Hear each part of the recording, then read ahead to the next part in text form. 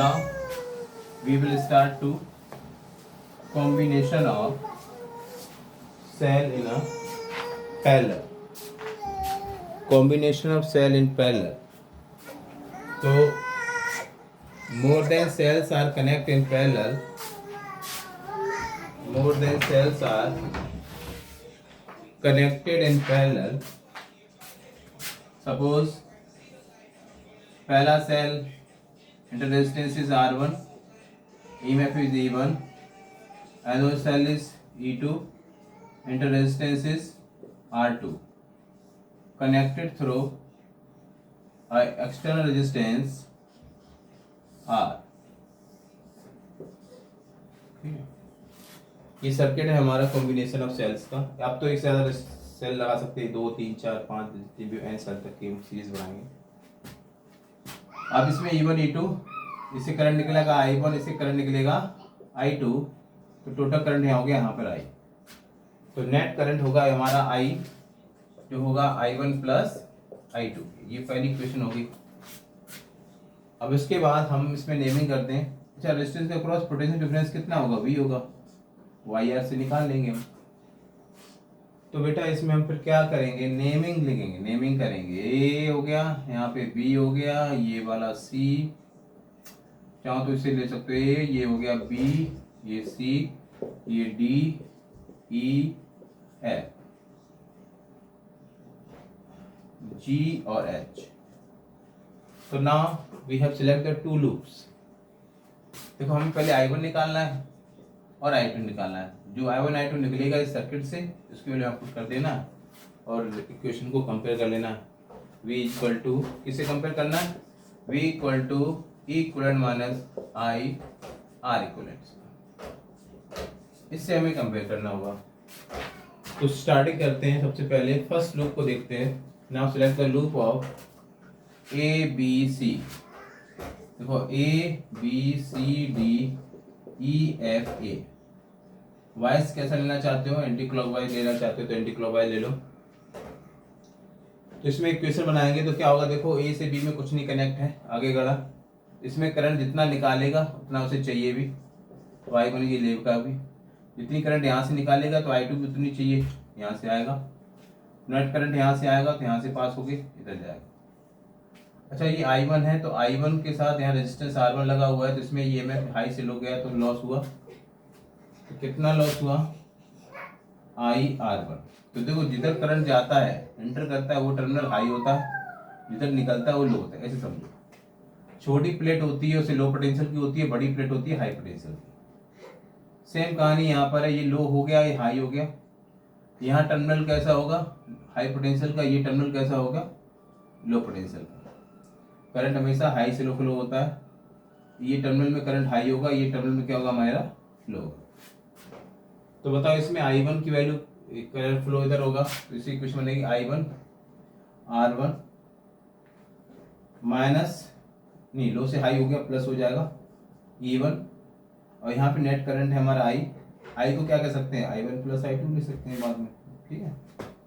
चलो कोई दिक्कत नहीं। ये I1 minus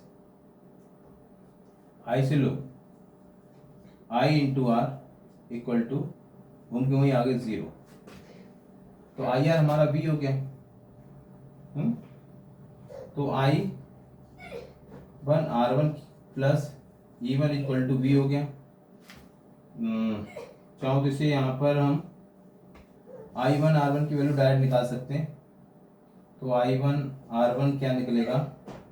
E1 minus V, और यहाँ से I1 निकलेगा E1 minus V upon R1। ये हमारा यहाँ से I निकला। आप दूसरे लूप को सिलेक्ट करो, AC AG H E ये वाला। इस लूप में देखते हैं क्या होता है।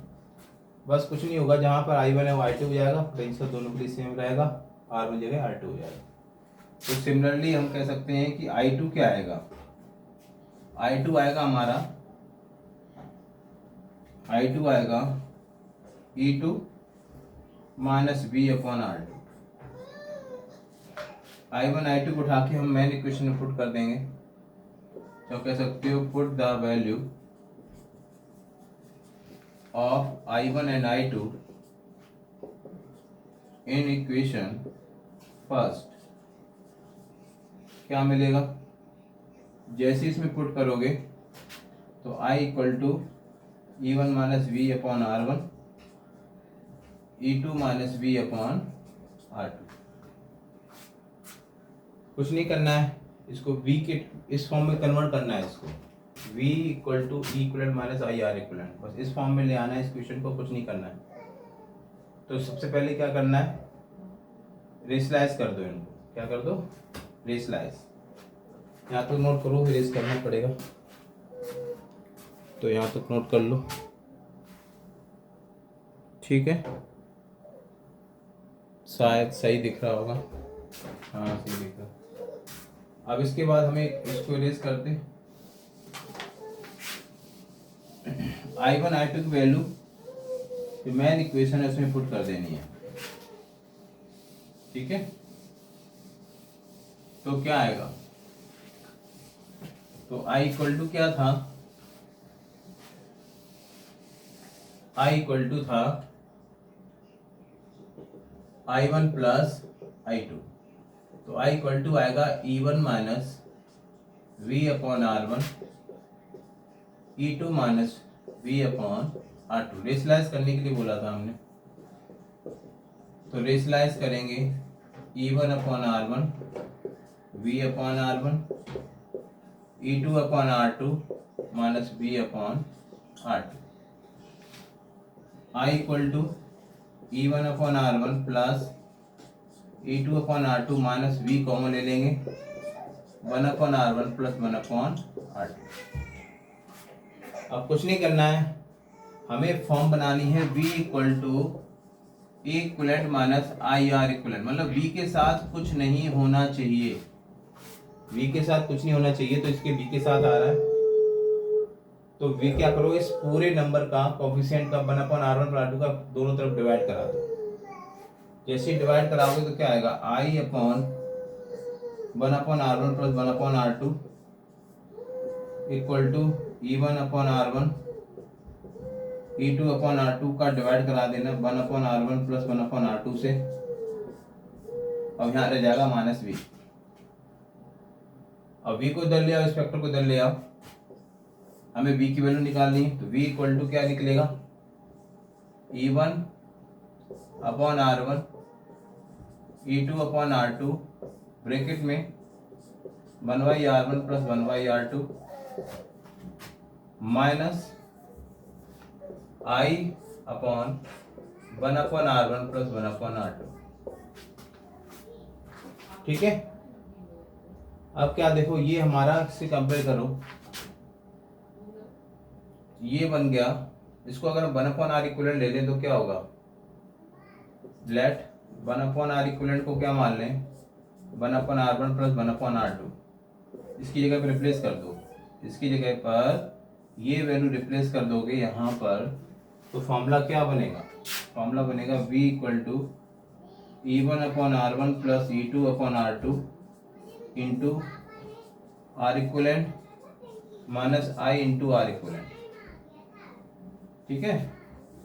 ये हमारा एक्सप्रेशन निकल के आएगा। अब इस एक्सप्रेशन को हम कंपेयर करेंगे मेन एक्सप्रेशन से, डिस्चार्जिंग इक्वेशन से, तो क्या आएगा, देखो इक्विवेलेंट की वैल्यू क्या आ रही है, E1 upon R1 E2 upon R2 into R equivalent minus R equivalent की वैल्यू जो पता ही है आपको, इससे हम R इक्विवेलेंट निकाल लेंगे, ठीक है। इस तरीके से हमें पता होना चाहिए कि अगर दो सेल, दो या दो से ज़्यादा सेल अगर पैरेलल में लगे हों तो हम इस फॉर्मूले की हेल्प से हमारा डायरेक्ट इक्विवेलेंट निकाल सकते हैं। इसको नोट करें, प्लस मैं इरेज करने जा रहा हूँ, प्लस पोस्ट कर ले, ठीक है, थैंक यू, इरेज कर लिया। आगे चलते हैं, अब मैं बताऊंगा इसका छोटा सा एग्जाम्पल लेके, जिससे आपको चीज़ें क्लियर हो जाए।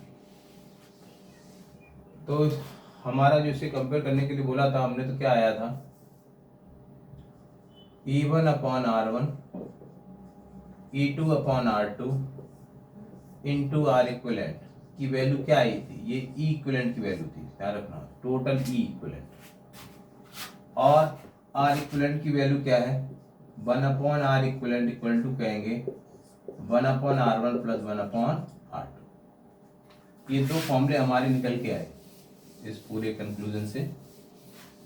अब क्या करना है इसका, अगर हम सर्किट बना के देखें, सर्किट क्या था पहले, सर्किट कुछ ऐसा था, ठीक है, दोबारा से एक बार रिकॉल कर दें। सर्किट कुछ ऐसा था।